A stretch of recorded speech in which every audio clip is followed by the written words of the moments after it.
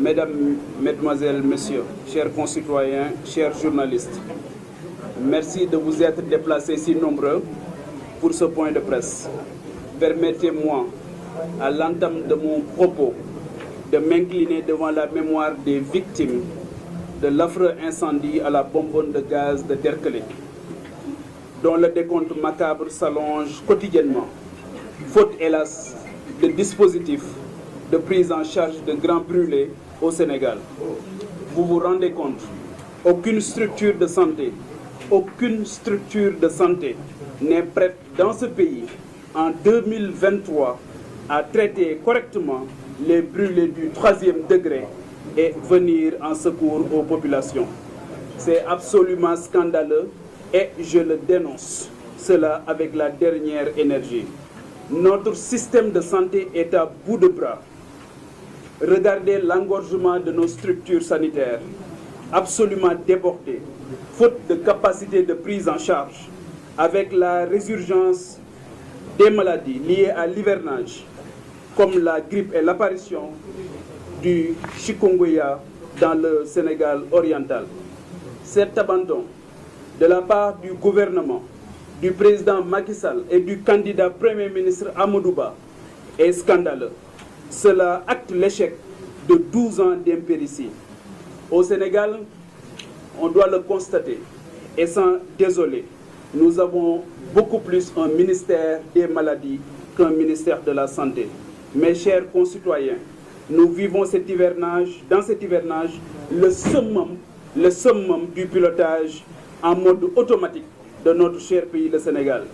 Depuis l'annonce de la non-participation du président sortant et la désignation du candidat de la majorité présidentielle à la prochaine élection, l'opinion publique vit médusée le drame de l'émigration clandestine, presque en ayant épuisé notre capacité d'indignation. Dans un fatalisme de bon aloi, avec chaque jour des départs nombreux de nos vaillants jeunes préférant quitter leur famille, leur galère, à la recherche d'un hypothétique avenir.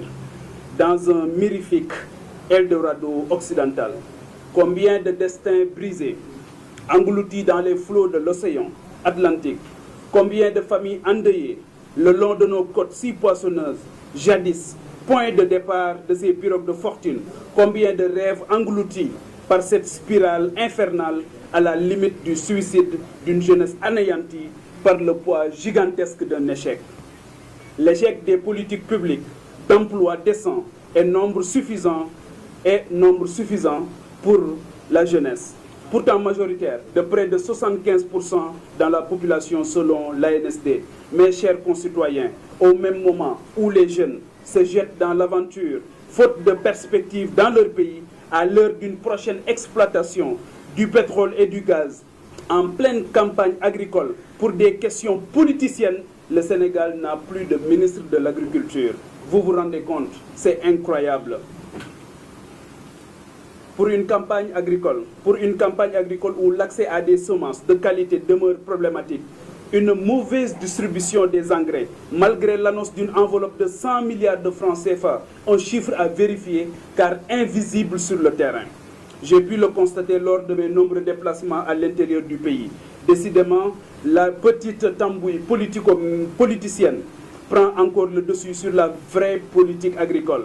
Cela devant assurer la souveraineté alimentaire de notre pays. Mes chers concitoyens, c'est cette même logique superficielle de la politique qui prévaut et qui justifie la concentration inédite dans les annales de la politique administrative du pays de pas moins de 3 ministères essentiels au regard de nos enjeux de souveraineté entre les mains d'un seul homme, en l'occurrence le Premier ministre, de surcroît candidat à la prochaine présidentielle qui aura lieu dans 5 mois. Au demeurant, dont l'esprit n'est occupé que par l'ambition, sport, élevage et quoi d'autre, l'agriculture aussi pendant qu'on y est.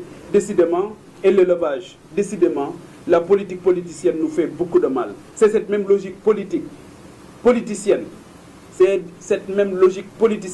qui prévaut actuellement dans la recherche de parrainage. Un préalable à la prochaine élection présidentielle du 25 février 2024. avec le parrainage optionnel, des formations politiques, notamment celles de la coalition du pouvoir, se sont arrangées à définir un certain nombre de critères subjectifs pour deux objectifs inavoués. 1. Sécuriser leur parrainage avec le nombre d'élus, 13 députés ou 120 maires ou présidents de conseils départementaux.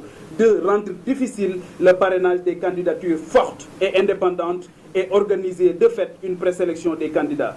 C'est cette logique malsaine qui explique le sabotage actuel avec la collecte massive de parrainages citoyens par des alliés de l'actuel pouvoir, pourtant assurés de leur participation, mais mus par la volonté d'aspirer le maximum de parrainages citoyens pour assécher le marché.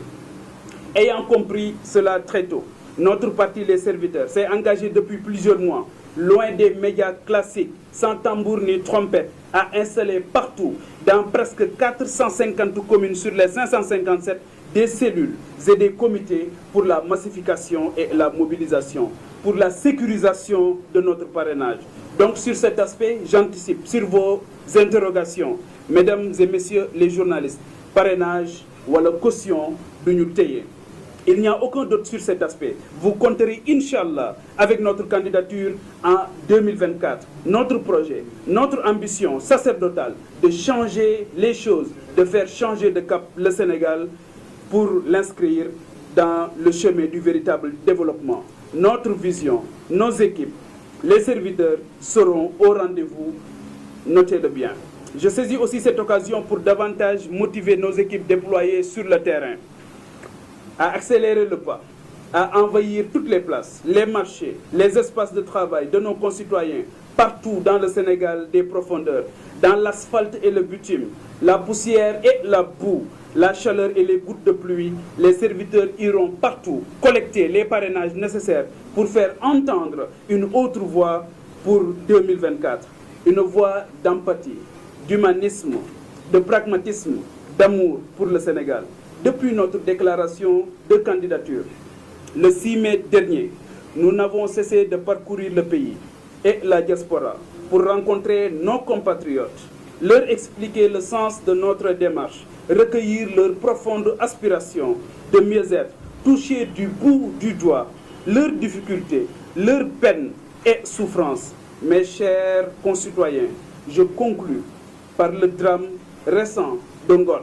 Hélas, encore une fois, avec la mort tragique et inexpliquée de cette petite fille, Marie Gueye, dans une tentative maladroite de justification d'une bavure supposée des forces de défense et de sécurité lors d'un banal contrôle d'identité. Disons-le, prenons garde de ne pas franchir